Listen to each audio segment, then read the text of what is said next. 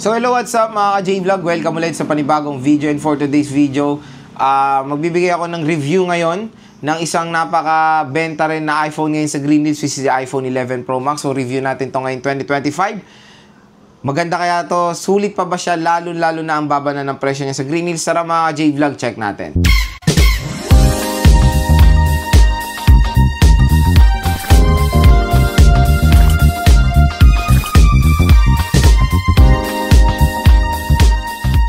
So another review na naman tayo ng iPhone mga ka-J-Vlog, and this time si iPhone 11 Pro Max naman ang ating itatakel. So yun, dito naman tayo sa segment na to na yung Pro version naman ng ating i-review. So magandang i-review tong 11 Pro Max ngayon dahil bagsak presyo na rin siya sa Green Hills. Ngayong February 2025, yung 64GB niya nasa ano na eh. Usapang presyo tayo, yung 64GB niya nasa 19K. Pwede pa kayo makuha ng 18 yan. So 18 to 19, 256 is 19 to 20,000 pesos. So sobrang konti lang ng difference ng ano niya. Meron pa ako nakikita sa mga ibang shop na nasa 17K to, itong iPhone 11 Pro Max. Kaya napaka mura na lang na itong smartphone na to ngayon. Kaya ano, maganda rin siyang i-review dito sa ating YouTube channel. When it comes sa trusted seller natin sa Green Hills, yun nga, meron yan si Ate Mayet, ang CMB Gadgets. Stall XA07, second floor, Green Hills, San Juan City po yung kanyang shop. Si iPhone 11 Pro Max ay na-release yan noong year 2019. At ano siya, very expensive to before, no? Lalo na yung ano niya, yung 64GB. Yung 64GB nito nasa 75K. Sobrang bigat ng presyo nito mga J-Vlog before. Kaya ang daming nangangarap ng 11 Pro Max kasi ang daming niyang changes doon sa iPhone XS Max. Kumbaga, huge upgrade din itong 11 Pro Max doon sa XS Max. At when it comes sa price naman nilang dalawa, no, same lang naman na 75K. So, 64GB lang yun, 75K. Ang range dati ng 11 Pro Max, 75 to 80 plus. When it comes sa pricing ng iPhone 11 Pro Max. Pero ngayon, 2025, updated pa rin sa latest OS. And napakamura nyo na lang po makukuha itong smartphone na to ngayon. So, when it comes sa kanyang price, napakabagsak presyo na lang yan mga ka-J-Vlog. So, when it comes sa specs, usapang specs size sa iPhone 11 Pro Max.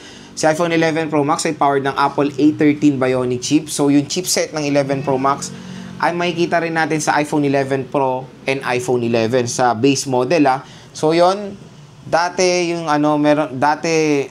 yung chipset ng 11 Pro Max ay chipset din ng base model. So, nakakamiss yung ganong time na wala silang ganong difference when it comes sa performance. Pareho lang sila na snappy yung chipset na Apple A13 Bionic chip. Kasi ngayon magkaiba na eh. Iba na yung chipset nung base Pro model ngayon. Meron siyang ito rin yung first ever triple rear camera system ni Apple na yun nga additional lenses, yung ultra wide camera. Dito na-introduce yung ultra-wide camera sa lahat ng lineup ng iPhones, even yung base model. So, meron tong 0.5 na pinakaminamahal ngayon ng mga consumers. So, same lang sila na 12 megapixel main, 12 megapixel ultra-wide at 12 megapixel telephoto lens tayo dito. Lahat ay support ng 4K video recording. Even yung front-facing camera nito is support ng 4K video recording. 12 megapixel main camera, etong si iPhone 11 Pro Max.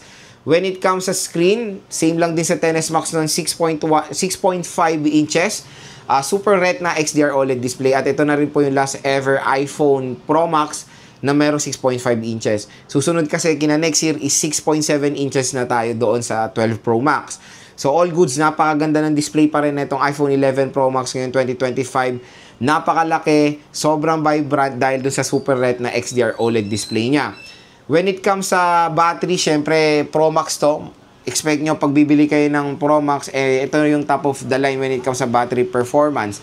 Kaya kung namimili kayo sa 11 Pro o 11 or 11 Pro Max at battery ang hinahabol nyo, syempre I'll go for the iPhone 11 Pro Max instead.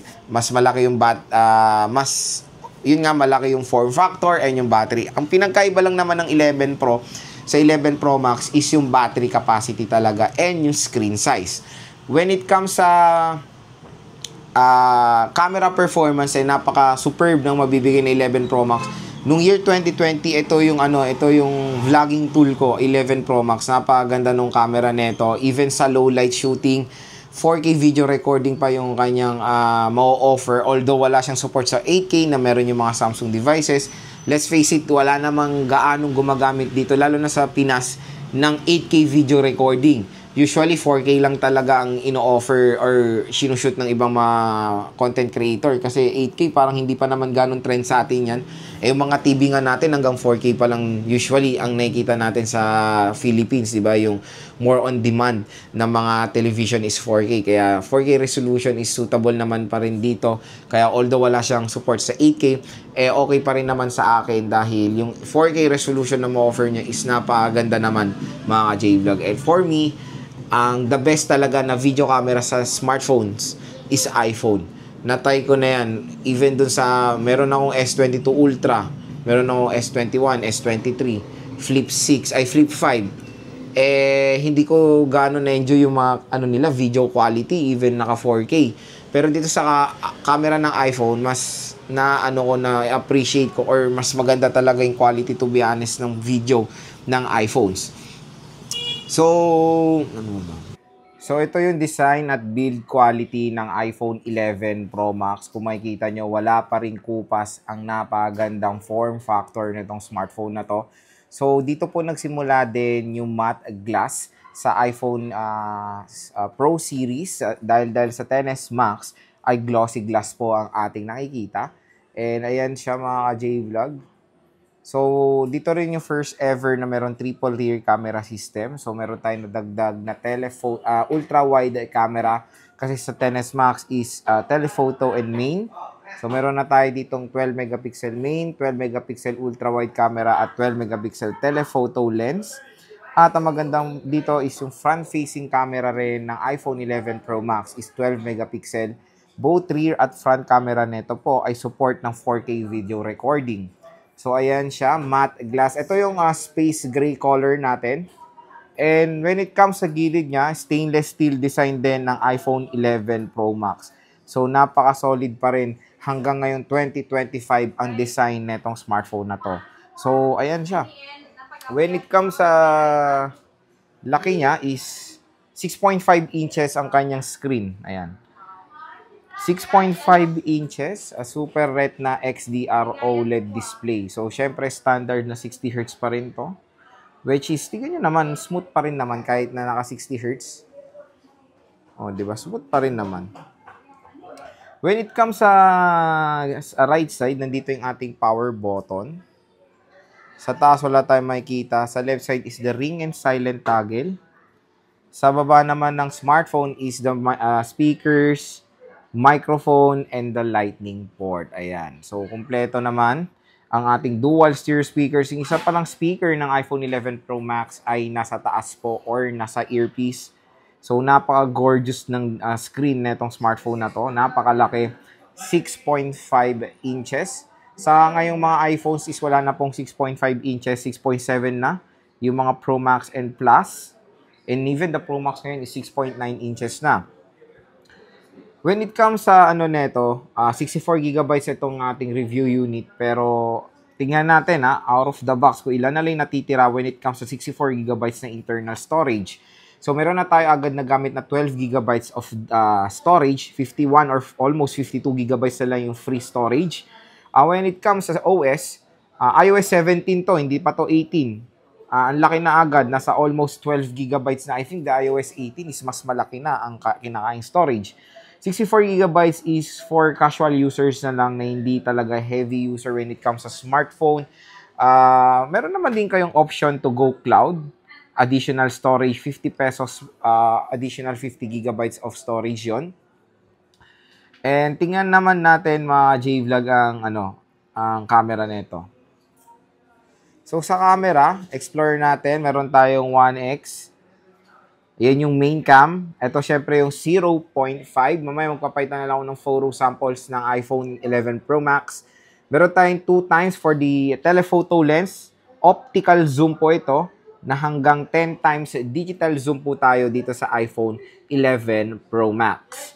When it comes sa video naman, meron tayo ditong 4K resolution up to 60 FPS. Ayan.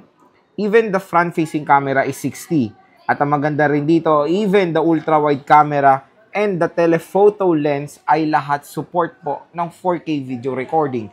Compare natin sa mga ibang brands or ibang smartphones na pag switch natin sa ultra-wide camera hanggang Full HD 1080p lang ang resolution. Pero sa iPhones is lahat po yan support ng same resolution na 4K. Sa slow motion naman, ayan, meron din tayong 0.5 for the slow motion, and even the telephoto lens, we can use it for slow motion up to 240 frames per second. Meron tayong time-lapse. Portrait mode, syempre ito yung ever popular na portrait mode ng mga iPhones na sumikat sa dual rear camera system ng iPhone 7 Plus. And we have the panorama mode for more wider shot.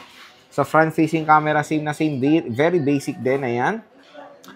Meron tayong toggle for the live photos, video for the 4K video recording ng front-facing camera. Yun ang maganda dito. Even the front-facing camera of the iPhone 11 Pro Max is support ng 4K video recording.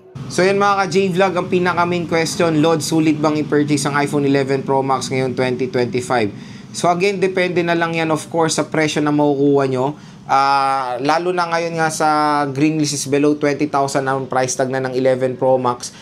Bumaba na siya, mas sulit na siya kumbaga. So, when it comes sa kanyang presyo, definitely maganda pang i-purchase itong 11 Pro Max. At ang pinaka-the best talagang makukuha nyo or bibili nyo na lang na storage is 256, lalo na kung power hungry kayo. 64 is sobrang baba na yan ngayon 2025 mga J-Vlog. 64 is for casual users na lang talaga yan. Yung mga very light lang naman ang ginagawa sa smartphone, pwede pa yung 64. Pero kung gagamitin nyo to for content creation, gaming, ematic, mga J-Vlog, doon na kayo sa 256GB. Again, wala pong nilabas si Apple na 128GB na storage itong iPhone 11 Pro Max. 64, tapos tumalon agad tayo sa 256GB. So, ganun yung lockdown nila. Kaya malayo yung difference sila when it comes sa storage and yung price before. Pero ngayon, yung price ng pre-love na 64 at 256, sobrang lapit lang po nung kanilang price difference. Parang 1 to 2,000 pesos lang. Siyempre, dito na ako sa 256. At karamihan na rin na ino-offer sa Green Hills is 256 kasi 64 hindi siya ganun ka mabenta. Pero, meron pa rin naman pinipili yung 64 kasi minsan sa ibang shop, sobrang layo ng price. May nakita nga ako, 16,000 ng 11 Pro Max sila, tapos 19 ang 11 Pro Max sa 256. 64 256. Pero yun, mga ka-J-Vlog, when it comes sa performance, maganda pa rin tong iPhone na to. Maganda pa rin siya for gaming. Na-test ko na yung Apple A13 Bionic chip ng several times. Kaya pa rin niya mag-handle ng Genshin Impact. Ang pinaka magiging kalaban nyo lang talaga sa iPhones, even sa mga ganitong older gen, kahit na Pro Max, pag gaming side, is battery talaga. Saan yun na few hours na tatagal neto, kahit na meron niyang sinasabi yung 100% battery health, 90 plus. Hindi naman kasi sa battery health tayo tumitingin when it comes sa performance ng battery. Tumitingin pa rin tayo sa capacity niya. So again, pag bibili rin kayo ng iPhone 11 Pro Max, usually nag-range na lang talaga. Karamihan ng battery health niyan is 80 plus ang battery health. 6 na taon na tong smartphone na to, matic na ganyan na lang mga karamihan ng battery health niyan. Pero even na mga below 80% battery health, all goods pa rin naman ng mga battery niyan, mga J-Vlog, yung 79, 78, hindi pa naman mga palitin ng battery niyan. So, okay na okay pa naman i-purchase ang iPhone 11 Pro Max ngayon. Napakasulit na lang. Meron na kang triple rear camera system, faster processor, at matic. Matagal pa rin naman to masusupport sa iOS update. Huwag kayo mag-alala. So, yun, kung interested kayo mag-purchase ng iPhone 11 Pro Max, dun lang tayo sa nire-recommend kong shop, ang CMB Gadgets, Tol X807. Yung link ng kanyang FB page nasa description box. I-click nyo na lang yung mga J-Vlog. Sabihin nyo lang, napanood nyo din sa vlog, automatic bibigyan pa yung discount ng shop na yan.